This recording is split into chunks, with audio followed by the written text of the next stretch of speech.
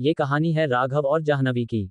जहाँ राघव बहुत ही राक्षस और निर्दयी किस्म का इंसान था, तो वही दूसरी तरह जाह्नवी एक साधारण सी मध्यम वर्ग लड़की थी, जिसको गलत सहना बिल्कुल नहीं आता था। लोगों की मदद करना उसका स्वभाव था, लेकिन जाह्नवी को ये नहीं पता था कि उसका यही स्वभाव उसके लिए शाप बन जाएगा।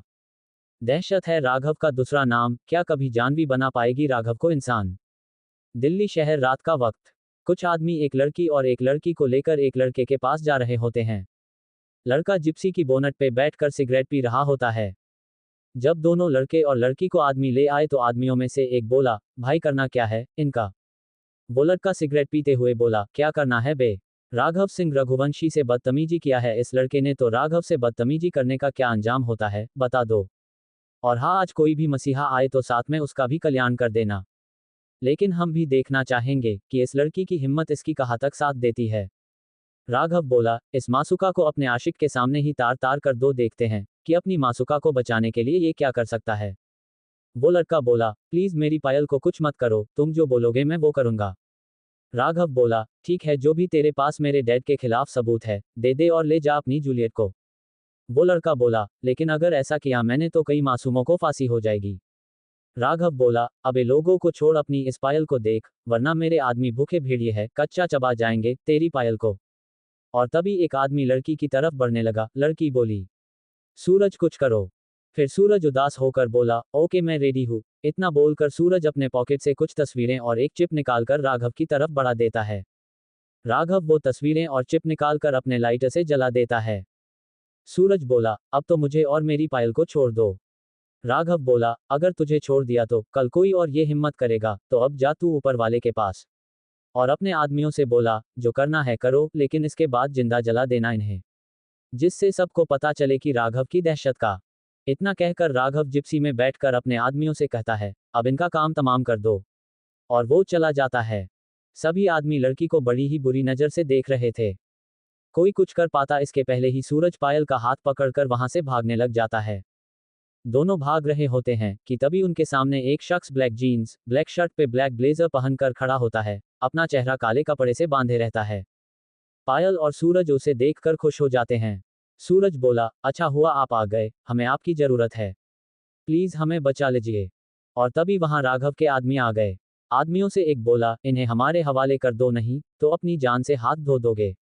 वो शख्स बोला, अच्छा फिर देखते हैं कौन अपनी जान से हाथ धोता है। और सूरज और पायल को अपने पीछे करके खुद राघव के आदमियों के सामने खड़ा हो जाता है।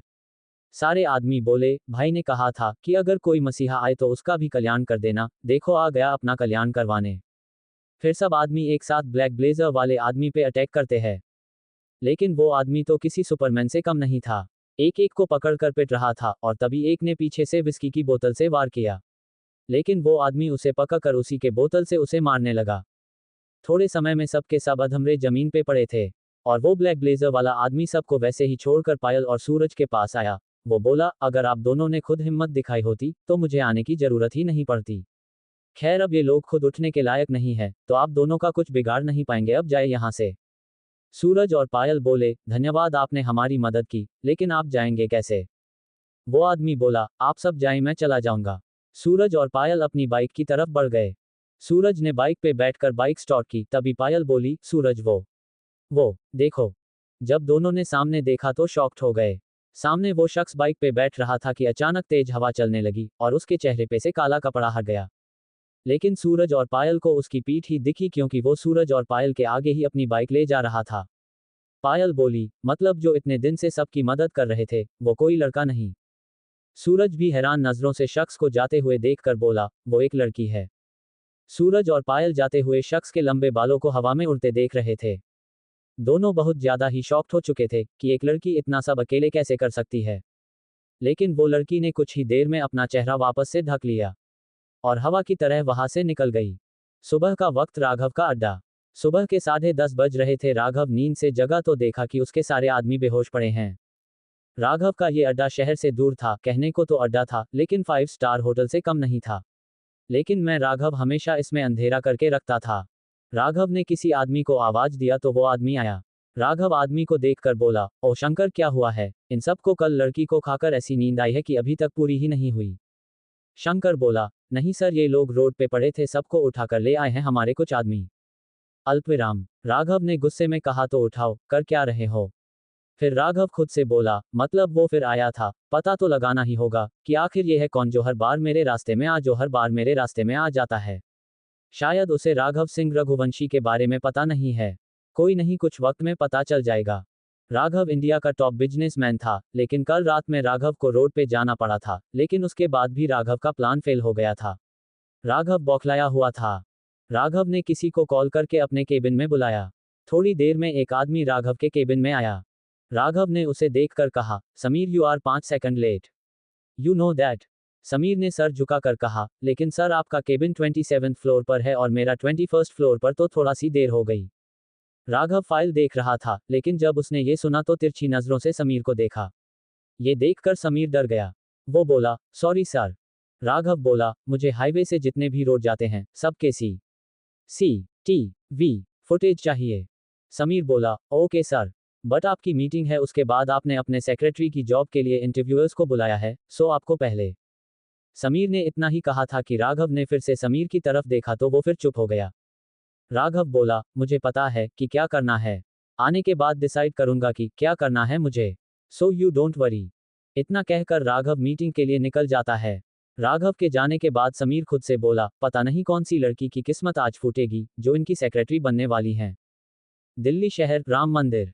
पंडित जी पूजा कर रहे हैं और वो फिर एक लड़की की तरफ देखकर कहते हैं, बिटिया आ जाओ, पूजा करनी है, तुम्हारे भजन के बिना तो पूजा अधूरी है।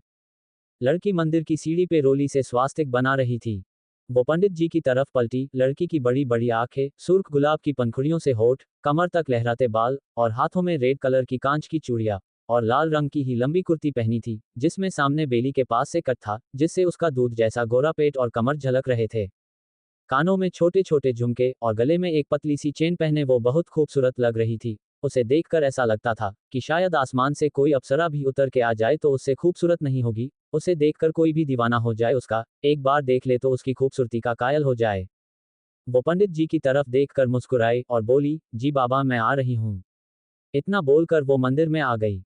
पंडित जी के पीछे खड़ी हो गई और उसके बाद अचानक बहुत सारे लोग आ गए। सबको देखकर पंडित जी बोले, देखा बेटा, तुम्हारा भजन सुनने के लिए सब लोग समय से पहले ही आ गए। लड़की मुस्कुरा दी। फिर किसी ने कहा, अरे जाह्नवी बेटा, शुरू करो, हम सब कब से इंतजार कर रहे हैं तुम्हारे भजन का। जाह्नवी बोली, जी। फिर जाह्नवी ने भजन गाना शुरू किया। संगीत, नगरी हो अयोध्या सी, रघुकुल सा घराना हो, चरण हो राघव के, जहां मेरा ठिकाना हो। और तभी मंदिर के सामने से राघव की कार गुजरने लगती है। राघव, जो कि लैपटॉप पे किसी से कोई डील डिस्कस कर रहा होता है, उसके कानों में जाह्नवी के भजन की आवाज जाती है। तो कुछ वक्त के लिए राघव आवाज सुनने लगता है और बाकी सब भूल जाता है। लेकिन सामने से क्लाइंट की आवाज आती है, mister Raghuvanshi, can you hear me? Raghav laptop में देखकर सामने अपने क्लाइंट से बोलता है, can we discuss it some time later? सामने से क्लाइंट बोला, श्योर मिस्टर रघुवंशी। फिर राघव जल्दी से लैपटॉप बंद करके ड्राइवर से बोला, driver stop the car. Raghav की बात सुनकर ड्राइवर कार रोक देता है और राघव फिर से जाह्नवी की आवाज सुनने लगता है। जाह्नवी ने फिर गाया, लक्ष्मण सा भाई हो, कौशल्या माई हो, स्वामी तुम जैसा मेरा रघुराय हो, नगरी हो अयोध्या सी, रघुकुल सा घराना हो, चरण हो राघव के, जहां मेरा ठिकाना हो। राघव आवाज सुनकर जैसे कहीं खो गया था। हो त्याग भारत जैसा, सीता सी नारी हो, लव कुश के जैसी संतान हमारी हो, नगरी हो अयोध्या सी, रघुकुल सा घराना हो, चरण हो राघव के, जहां मेरा ठिकाना हो। श्रद्धा हो श्रवण जैसी, शबरी सी भक्ति हो, हनुमान के जैसी निष्ठा और शक्ति हो, नगरी हो अयोध्या सी, रघुकुल सा घराना हो, चरण हो राघव के, जहां मेरा ठिकाना हो। जब जाह्नवी का भजन खत्म हो गया तो सब लोग मंदिर से जाने लगे, जिस वजह से राघव की कार आगे नहीं जा पा रही थी। राघव ने ड्राइवर से कहा, what are you doing, let's go. Driver बोला, सर लोग मंदिर से निकल रहे हैं, तो समस्या हो रही है, बस 5 मिनट सर, हम निकल जाएंगे। राघव ने गुस्से में कहा, have you last date, 5 minute जानते हो मेरे लिए क्या है? निकलो अब, जब कार स्टार्ट करोगे तो खुद से ही ये लोग हट जाएंगे। और वैसे भी ये कीड़े मकोड़े जैसे लोग मर भी जाए तो I don't care. Okay, so let's do it, start the car. Driver डरते हुए कार स्टार्ट करने लगा, लेकिन जैसे ही ड्राइवर ने कार को आगे बढ़ाया, सामने से एक लड़की आ गई तो बैककोर्ट ड्राइवर ने फिर से कार रोक दी। इस बार राघव गुस्से में ड्राइवर से बोला, व्हाट हैपेनिंग? अब क्यों कार रोक दी? ड्राइवर बोला, सर सामने देखे। ड्राइवर के कहने पे राघव ने जब सामने देखा तो एक लड़की कार की बोनट पे गिरी हुई थी, लेकिन उसका चेहरा नहीं दिख रहा था। लड़की को देखकर राघव बोला, तो हटाओ इसे। ड्राइवर ये सुनकर कार में से ही बोला, हटो सामने से। ड्राइवर की बात सुनकर जब लड़की ने अपना सर उठाया तो उसके चेहरे पे उसके कुछ बाल आ रहे थे। राघव गुस्से में लड़की को देख रहा था। लड़की ने उठकर जब अपने चेहरे से बालों को हटाना शुरू किया तो राघव का गुस्सा गायब हो गया। राघव बस लड़की को देखे जा रहा था। वो लड़की कोई और नहीं जानवी ही थी। जानवी चेहरे पे से बालों को हटाकर बोली, सॉरी वो मैंने देखा नहीं। राघव कभी जाह्नवी की खूबसूरत आंखों को देखता तो कभी उसके बोलते होठों को। लेकिन राघव की नज़र जब जाह्नवी की कुर्ती में से झलकते पेट और कमर पे गई तो राघव खुद पे से कंट्रोल खो रहा था। राघव बस जाह्नवी को अपनी बाहों में चाहता था और जाह्नवी के होठों को अपने होठों से छूना चाहता था। लेकिन राघव जब तक कुछ सोच पाता जाह्नवी वहां से चली गई। ड्राइवर बोला, सर चले। राघव होश में आया। वो बोला, लड़की कौन थी ये? ड्राइवर बोला, सर ये तो मंदिर में आई थी। राघव ने कहा, पता लगाओ उसके बारे में। ड्राइवर ने बिना कुछ बोले बस में सर हिला दिया और कार स्टार्ट कर दिया। लेकिन राघव की नज़रों में तो जाह्नवी बैठ चुकी थी। राघव खुद से बोला, तुम्हारे अब मेरे पास आना होगा मिस खूबसूरत। राघव की नज़रों में जो एक बार आ जाए तो फिर वो चाहे ना चाहे उसे राघव के पास आना ही पड़ता है। जाह्नवी घर आ गई थी और उसकी मां शारदा जी और छोटी बहन मानसी दोनों ही इंतजार कर रहे थे। जाह्नवी को देखकर शारदा जी बोली, बेटा कहाँ थी तू, कितनी देर से इंतजार कर रही हूँ तेरा। जाह्नवी बोली, माँ आप भी ना, अब चले जाए, आप मुझे कुछ खिला दे, मुझे इंटरव्यू के लिए जाना है। जाह्नवी की बात सुनकर शारदा जी चली जाती है और मानसी जाह्नवी के पास आकर बोलती है, दिवीर का कॉल था, मैंने और माँ ने बात कर लिया, लेकिन वो आपसे बात करना चाहता था। बोल रहा था कि जल्दी ही उसके स्कूल की छुट्टियों में घर आने वाला है, लेकिन आपकी मंजूरी चाहिए। जाह्नवी बोली, ओके इस बार तो मैं भी अपने भाई से मिलना चाहती हूँ, पूरे 3 साल बाद हम अपने भाई से मिलेंगे। कितना बड़ा हो गया होगा ना। चल अब ये सब छोड़, मुझे जाना है और हाँ तू कोचिंग टाइम से चली जाना। मानसी बोली, लेकिन दी बहुत बड़ी जगह तू इंटरव्यू के लिए जा रही है, मैंने सुना है कि बड़े लोग पता नहीं कैसे कैसे फेवर मांगते हैं जॉब के लिए। जाह्नवी मुस्कुरा के बोली, तू ही तो कहती है ना कि तेरा वो मसीहा जो रोज रात में लोगों की मदद करता है, क्या नाम बताया था तूने? मानसी बोली, हाँ ज्वाला जी। जाह्नवी बोली, हाँ वो तेरा ज्वाला जी। वो है ना, मेरे ऊपर भरोसा नहीं लेकिन उसके ऊपर है ना कि वो किसी के साथ कुछ गलत नहीं होने देगा। वैसे मैं बता दूं कि मुझे खुद पर भरोसा है, तेरे ज्वाला जी पर डिपेंडेंट नहीं हूं मैं। जिसको जानते ही नहीं है, कभी देखा नहीं है, पता नहीं है कि कौन है, कहाँ का है, कहाँ से आता है और कहाँ चला जाता है। सुबह होते ही धरती खा जाती है या आसमान निगल जाता है। उसकी दीवानी हुई जा रही है पागल लड़की। मानसी बोली, आप मेरी नज़र से देखोगी तो पता चलेगा कितना अच्छा है वो, मैं बहुत बड़ी फैन हूँ उसकी। जाह्नवी बोली, अब चल ज्वाला जी के ख्यालों से बाहर आ जा, चल तुझे जाते हुए कोचिंग छोड़ दूंगी। इतना कहकर जाह्नवी नाश्ता किया और बाहर आ गई और फिर मानसी को लेकर कोचिंग की तरफ चली गई। मानसी को कोचिंग छोड़कर जाह्नवी इंटरव्यू के लिए निकल जाती है। राघव का ऑफिस। राघव बैठकर सिर्फ जाह्नवी के बारे में सोचे जा रहा था। वो खुद से बोला, वैसे तो बहुत सी लड़कियां राघव के साथ रह चुकी है, लेकिन वो फीलिंग नहीं हुई जो तुम्हें देखकर हुई थी जाने मन। पहली मुलाकात में ही तुम राघव के दिल में उतर गई हो। और तब भी समीर राघव के केबिन में नोक करके आया। वो बोला, सर इंटरव्यू का टाइम भी हो गया है और सी.सी.टी.वी. फुटेज भी आ गई है। तो आप पहले क्या करना चाहेंगे सर? राघव थोड़ा गुस्से में बोला, मुझे सी.सी.टी.वी. फुटेज देखनी है, क्योंकि मुझे पता लगाना है कि आखिर ये है कौन जो इतने दिनों से मेरे हर प्लान पे पानी फेर रहा है। और फिर समीर राघव को सी.सी.टी.वी. फुटेज दिखा रहा था। राघव ने देखा कि कैसे नकाबपोश ने सूरज और पायल को बचाया। फिर वो सीन आता है जहां पर नकाबपोश का नकाब खुल जाता है लेकिन उसका चेहरा नहीं दिखता, सिर्फ बाल दिख रहे होते हैं। राघव जैसे ही ये दृश्य देखने वाला होता है कि तभी सामने से जाह्नवी केबिन में आ जाती है। राघव को लगा कि सामने से कोई आ रहा है। वो बिना देखे बोला, समीर कौन है जो राघव के केबिन में बिना पूछे आ गया? तुमने बताया नहीं कि मैं इंपॉर्टेंट काम कर रहा हूँ। समीर ने जाह्नवी की तरफ देख के कहा, तुम ये क्यों आ गई, 21वीं मंजिल पे इंटरव्यू होगा। जाह्नवी बोली, जी सॉरी मैं भूल गई। राघव ने जब जाह्नवी की आवाज सुनी तो वो सब भूल गया और जाह्नवी की तरफ देखने लगा।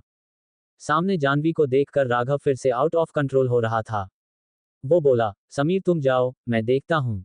समीर बोला, लेकिन सर ये फुटेज। राघव ने एक बार फिर समीर की तरफ देखा तो वो चुपचाप लैपटॉप उठाकर चला गया और राघव सी.सी.टी.वी. फुटेज नहीं देख पाया। राघव ने फिर अपनी गर्दन को बाईं ओर झुकाकर जाह्नवी को देखा और फिर राइट साइड से देखा। और फिर वो जाह्नवी के शरीर के हर भाग को देखे जा रहा था। वो जाह्नवी को ऊपर से नीचे तक बस देखे जा रहा था, जिससे जाह्नवी अनकंफर्टेबल फील कर रही थी। राघव बोला, इंटरव्यू देने आई हो ना, तो अब दो interview. Come and sit. Raghav को जाह्नवी को देखकर जैसे नशा सा हो रहा था। जाह्नवी थोड़ा सा घबराते हुए बैठ गई। राघव बोला, तुम्हें पता है न कि मुझे एक पीए चाहिए। जाह्नवी बोली, जी सर। राघव बोला, you are selected. Jahnavi shocked हो गई। वो बोली, लेकिन सर आपने मेरे डॉक्यूमेंट्स तो देखे नहीं। फिर जाह्नवी ने इतना ही बोला था कि राघव बोला, राघव सिंह रघुवंशी नाम है मेरा। लोगों को देख के बता देता हूं कि कितनी क्वालिटीज है उनमें। जाह्नवी बोली, थैंक्स सर। अब मैं जाऊं। जाह्नवी ये बोलकर अपना दुपट्टा ठीक करने लगी और उसके बाल बार बार उसके चेहरे पर आ रहे थे। जाह्नवी ने बाल चेहरे पे से हटाए के लिए अपना हाथ बढ़ाया ही था कि राघव जल्दी से करीब आकर जाह्नवी के हाथ को पकड़ लिया और पीछे ले जाकर उसकी पीठ से लगा दिया। जाह्नवी अचानक ऐसी हरकत से शॉक्ड होकर राघव को देखने लगी और इस वजह से जाह्नवी का दुपट्टा एक साइड से गिर गया और सामने से जाह्नवी के झलकते पेट और कमर को देखकर राघव मदहोश हो रहा था। वो बोला, तुम नहीं जा सकती। जाह्नवी कांपते होठों से बोली, सर आप क्या कर रहे हैं। राघव जाह्नवी के होठों को देखकर अब अपना कंट्रोल खो रहा था। फिर अचानक से उसे अपने होठों को जाह्नवी के होठों पे रख दिया और पूरी शिद्दत से जाह्नवी को किस करते हुए ले जाकर दीवार से लगा दिया और फिर पैसिनेट किस करने लगा। थोड़ी देर बाद राघव के सामने किसी ने अपना हाथ हिलाया तो राघव अपने ख्वाब से बाहर आया तो देखा जाह्नवी बोली, सर आप मुझे जाने दे। हाथ छोड़े। राघव बोला, हाँ लेकिन तुम आज से ही ज्वाइन कर लो। जाह्नवी बोली, ओके सर मैं अभी आपकी शेड्यूल फाइल ले आती हूँ। इतना बोलकर जाह्नवी जल्दी से राघव के केबिन से निकल जाती है। फिर बाहर आकर ही जाह्नवी चैन की सांस लेते हुए खुद से बोली, पता नहीं सर के दिमाग में क्या चल रहा था, जो भी हो बस अपने काम से काम रखना है जाह्नवी, तुझे इनसे दूर ही रहूंगी। इतना कहकर जाह्नवी फाइल लेने के लिए चली जाती है। इधर राघव जाह्नवी के बारे में सोचकर खुद से बोला, आज तक राघव ने किसी के बारे में इतना नहीं सोचा और ऑफिस टाइम में तो बिल्कुल भी नहीं। लेकिन तुम मिस जाह्नवी भारद्वाज राघव की सांसों में बस चुकी हो। राघव ने आज तक छोटा हो या बड़ा हर ख्वाब पूरा किया है, तो अब तुम तो उसकी धड़कन में हो, तो अब देखो मैं अपना ये सपना कैसे पूरा करता हूँ। राघव किसी से कॉल पे बात कर रहा था कि तब भी जाह्नवी केबिन में फाइल देखते हुए आई। वो बोली, सर आपकी मीटिंग है इन 5 मिनट एंड मिस्टर शेखावत और मल्होत्रा जी आपसे डील फिक्स करना चाहते हैं। लेकिन सर मैंने फाइल देखी है। If you don't mind I want tell you something. इतना बोलकर जाह्नवी ने राघव की तरफ देखा तो राघव स्टाइल से अपने हाथों को सर पे लगाए उसकी तरफ ही देख रहा था। वो बोला, बोलो ना मैं तुम्हें ही सुन रहा हूँ। और तब तक राघव का फोन फिर से बजा। राघव फोन देखकर जाह्नवी से बोला, तुम सारी फाइल तैयार करो और मेरा मीटिंग सूट ले आओ, तब तक मैं ये कॉल अटेंड कर लेता हूँ। जाह्नवी बोली, ठीक है सर लेकिन फाइल यही है तो मैं देख लेती हूँ। इतना बोलकर जाह्नवी ड्रॉवर से फाइल निकाल कर देखती है और राघव कॉल रिसीव करता है। वो बोला, ओके आज सेक्टर 15 पे ले आओ, उनका काम मैं तमाम करूंगा। और वैसे भी आज मैं आखिरी तक रहना चाहता हूँ, जिससे कि देख सकूं आखिर ये लोगों का मसीहा ज्वाला है कौन, जो राघव सिंह की दहशत को नहीं जानता। उसे भी तो पता चले कि राघव सिंह रघुवंशी चीज क्या है और उससे भिड़ने का अंजाम क्या होता है। इतना कहकर राघव ने कॉल डिस्कनेक्ट किया और फिर जाह्नवी की तरफ देखा जो कि बिना आवाज किए फाइलें पढ़ रही थी। राघव उसके चलते होठों को देखकर बोला, तुम मेरा मीटिंग सूट ले आई हो ना। जाह्नवी अपनी नजरों को झुका के बोली, जी सर। ये कहते हुए जाह्नवी ने राघव का सूट आगे कर दिया। राघव बोला, तो देख क्या रही हो, मेरी शर्ट निकालो और मुझे सूट पहनाओ। राघव की बात सुनकर जाह्नवी शॉक्ड होकर राघव को देखने लगी। जाह्नवी को ऐसे शॉक्ड होते हुए देखकर राघव बोला, क्या हाँ ऐसे क्या देख रही हो, पर्सनल असिस्टेंट हो ना मेरी, तो पर्सनल काम कौन करेगा, सिर्फ सूट पहनाना है तुम्हें। Okay just do it, hurry up, time नहीं है बिल्कुल भी। जाह्नवी बोली, जी सर। इतना कहकर जाह्नवी अपने हाथों को रगड़ते हुए आगे बढ़ने लगी और राघव के पास आ गई और अपना चेहरा दूसरी तरफ करके राघव के शर्ट के बटन खोलने लगी। राघव जाह्नवी के करीब आ रहा था लेकिन जाह्नवी राघव से दूरी बना के ही शर्ट उतार रही थी और जाह्नवी ने राघव की शर्ट को उतारा। अब राघव की शर्टलेस बॉडी और भी अट्रैक्टिव लग रही थी, लेकिन जाह्नवी राघव की तरफ देख ही नहीं रही थी। और फिर जाह्नवी ने राघव का सूट उठाने के लिए हाथ बढ़ाया तो उसका पैर फिसल गया और जाह्नवी का हाथ खुद को बचाने के लिए राघव की शर्टलेस बॉडी पे चला गया। और अब राघव जाह्नवी को अपने इतने करीब देखकर कंट्रोल खो चुका था और उसे जाह्नवी की कमर को पकड़ के अपनी शर्टलेस बॉडी से चिपका लिया। ये देखकर जाह्नवी शॉक्ड हो गई।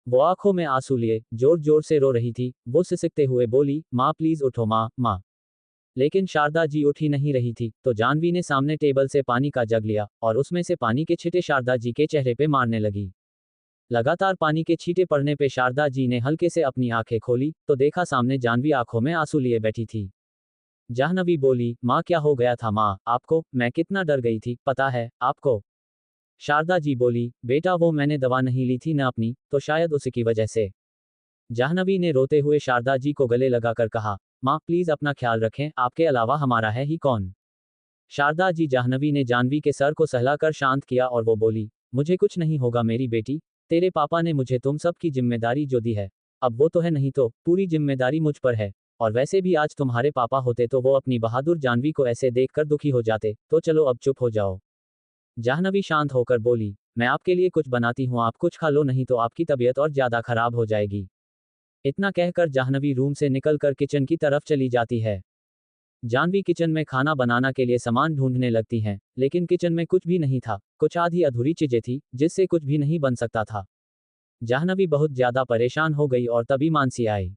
जानवी को इतना परेशान देखकर मानसी बोली, दी आप खाना नहीं बना पाओगी। जानवी बोली, क्यों। मानसी बोली, क्योंकि आपके पहले ही मैं खाना बनाने आई थी, तो माँ ने बताया था कि घर में राशन खत्म हो गया है, और वो वही सब गई थी लेने। जाह्नवी बोली, लेकिन अगर माँ ने खाना नहीं खाया तो उनकी तबीयत और बढ़ी जाएगी, और फिर तू भी तो भूख बर्दाश्त नहीं कर पाती, मैं जा रही हूँ मार्केट कुछ ले आती हूँ। इतना कहकर जानवी जाने को होती है, तभी मानसी बोली, लेकिन दी माँ भी तो गई थी और अब रात भी तो हो गई है।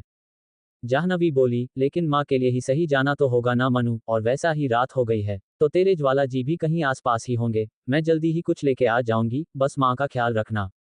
इतना बोलकर जाह्नवी घर से बाजार के लिए निकल जाती है। जानवी मार्केट के किराना शॉप पे खड़ी होकर सामान की लिस्ट देती है और सब देने को कहती है। दुकानदार बोला, माफ करें लेकिन मैं आपकी कोई मदद नहीं कर सकता। जानवी बोली, लेकिन मैं आपसे मुझे थोड़ी ना कुछ मांग रही हूँ, पैसे दे रही हूँ ना मैं। दुकानदार हाथ जोड़कर बोला, माफ करें मैं तब भी आपको कुछ नहीं दे पाऊंगा। ऐसे करते करते जाह्नवी मार्केट के हर दुकान पर गई लेकिन कोई भी उसे सामान देने के लिए तैयार ही नहीं था। और फिर तभी एक लड़का आया और वो जाह्नवी से बोला, दीदी आपको कोई भी कुछ नहीं देगा, लेकिन अब रात हो गई है, कोई भी नहीं देखेगा, मैं सामान लेके आता हूँ आप यहीं रहिए, मैं आ रहा हूँ सामान लेकर, किसी को पता भी नहीं चलेगा कि ये सामान मैं आपके लिए ले जा रहा हूँ। जाह्नवी लड़के को देखकर स्माइल करके बोली, सोनू तुम मेरे लिए जो कर रहे हो उसके लिए बहुत बहुत धन्यवाद। सोनू बोला, दीदी आपने भी बहुत कुछ किया है मेरे लिए, अब मैं जाता हूँ। और सोनू इतना कहकर चला जाता है। जाह्नवी सोनू का इंतजार कर रही होती है, तभी रोड के दूसरी तरफ से सोनू हाथों में सामान लिए आता हुआ जाह्नवी को दिखता है। जाह्नवी खुशी से सोनू को देखती है, लेकिन अगले ही पल जाह्नवी के मुंह से एक चिक निकल जाती है। जाह्नवी के सामने सोनू रोड पे खून से लथपथ पड़ा रहता, एक कार सोनू का एक्सीडेंट करके निकल रही होती है और जाह्नवी कुछ नहीं कर पाती। जाह्नवी दौड़कर सोनू के पास जाती है, जो अपनी अंतिम सांसें गिन रहा था। जाह्नवी बोली, तुम्हें कुछ नहीं होगा सोनू, मैं तुम्हें हॉस्पिटल ले जाऊंगी, लेकिन सोनू की सांस उखड़ चुकी थी। कुछ वक्त बाद जाह्नवी घर आती है। जाह्नवी के कपड़ों पर सोनू के खून लगे होते हैं, और जाह्नवी एक प्रतिमा की तरह चुपचाप अपने कमरे में आती है। जाह्नवी की ऐसी हालत देखकर मानसी जाह्नवी के पास आए और बोली, दी क्या हुआ, कुछ तो बोल, तू ऐसा चुपचाप क्यों है, और तेरे कपड़ों पे ये खून कैसे आया। मानसी लगातार जाह्नवी को झकझोर रही थी, लेकिन जाह्नवी को जैसे कुछ सुनाई ही नहीं दे रहा था। जाह्नवी वॉशरूम में गई और मिरर के सामने खड़ी हो गई। जाह्नवी अपने कपड़ों पे लगे हुए ब्लड को देखकर चीखने लगी। जाह्नवी जोर जोर से चीखकर अपने कपड़ों पे से सोनू के खून को साफ कर रही थी। जाह्नवी रो रो कर अपने शरीर पर लगे खून को साफ कर रही थी और लगातार पानी अपने ऊपर उड़ेल रही थी। हेलो दोस्तों, हम चाहते हैं कि आप हमारी स्टोरी पे बड़े बड़े कमेंट दें और खूब सारे जैसे करें, जिससे हम आगे भी ऑडियो स्टोरी अपलोड करें।